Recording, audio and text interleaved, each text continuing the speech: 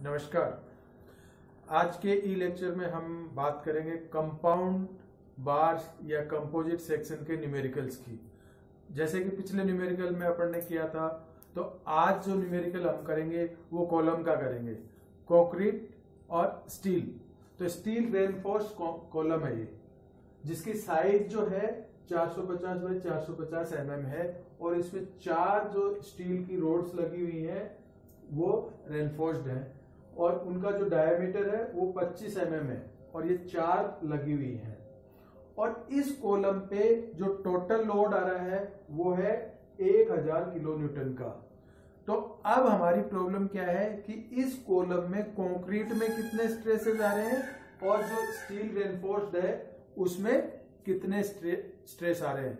तो अपने को यहाँ पे जो कैलकुलेट करना है वो करना है स्ट्रेस इन स्टील और स्ट्रेस इन कंक्रीट।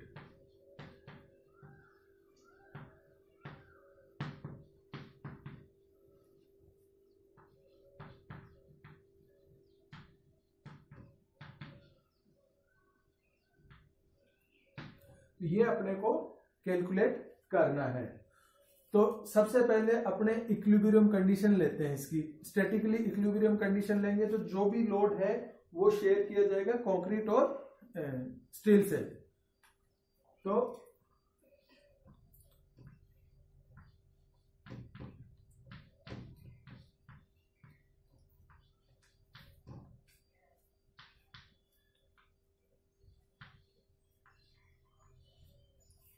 ये अपनी स्टैटिकल इक्विलिब्रियम कंडीशन होगी।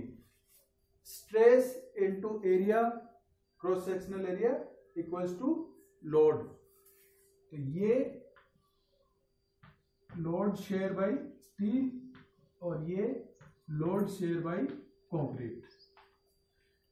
दूसरा, अब हम एरिया कैलकुलेट करते हैं कि स्टील का एरिया कितना है और कंक्रीट का एरिया कितना है।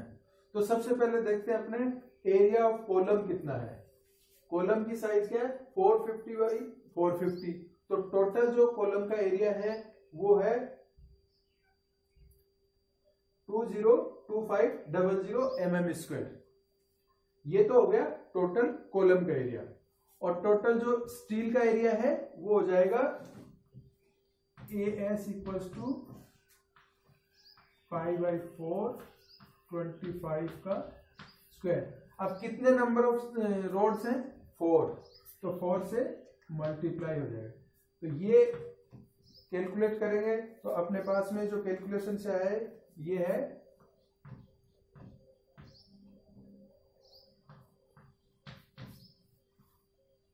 तो एरिया ऑफ स्टील अपने पास में कितना आ गया 1963.5 mm²।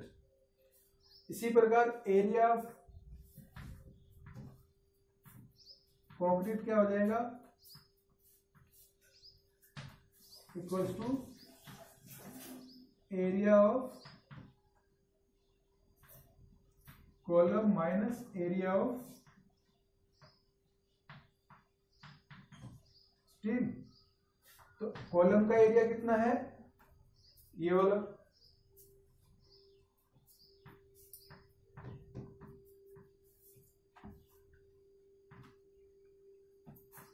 और स्टील का कितना है,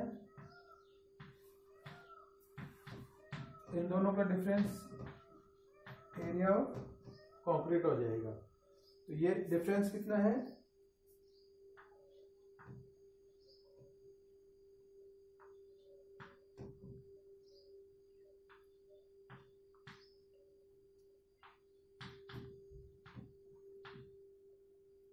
अब हमारे पास में एरिया ऑफ कंक्रीट भी हो गया और एरिया ऑफ स्टील भी हो गया।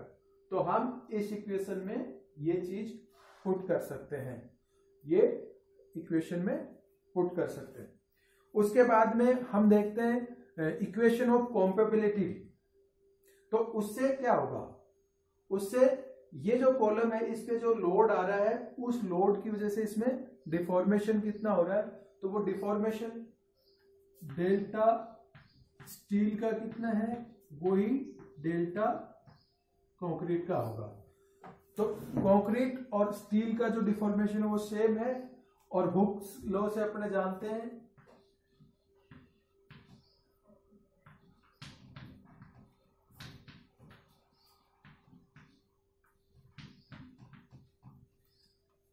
इस फॉर्म में अपने रख सकते हैं, क्योंकि यहां पे लेंथ सेम है और अपन ने स्ट्रेस की फॉर्म में इसको डायरेक्ट ले लिया है। तो P S equals to P C into E S upon E सी।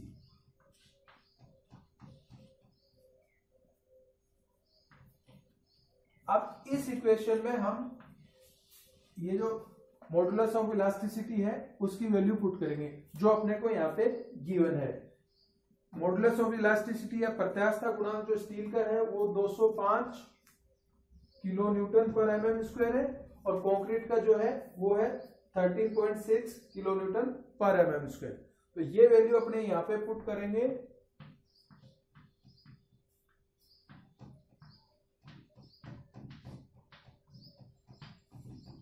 तो ये अपने पास में आ जाएगा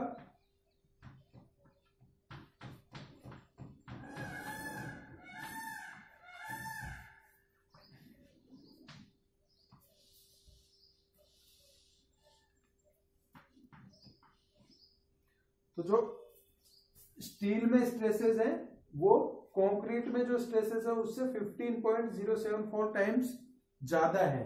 तो ये वैल्यू अब हम इसमें पुट करेंगे। तो कोरस्पॉन्डिंग वैल्यू इनकी जो एरिया और स्ट्रेस की जो वैल्यू है वो इक्वेशन 1 में पुट करते हैं। तो अपने पास में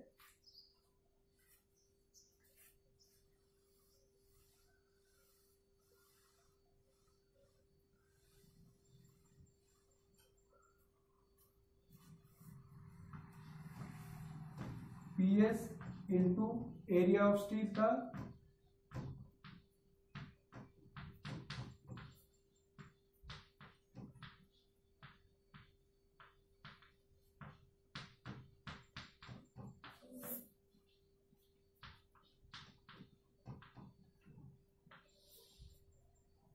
ये। अब इक्वेशन 3 से पीएस की वैल्यू इक्वेशन इसमें रख देंगे।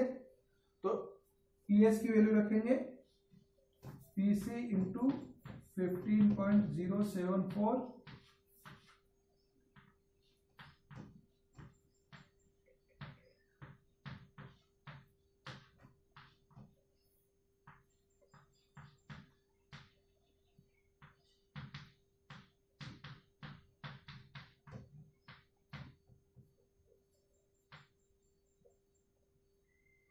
10⁶।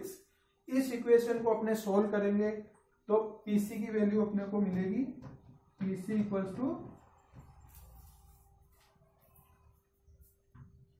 4.345 न्यूटन पर MM square.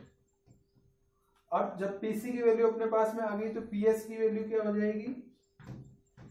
PS equals to 15.074 into 4.345 equals to 65.501 Newton पर एमएम स्क्वायर। तो यहां पे अपने को स्टील में स्ट्रेस और कंक्रीट में स्ट्रेस की वैल्यू अपने को मिल गई।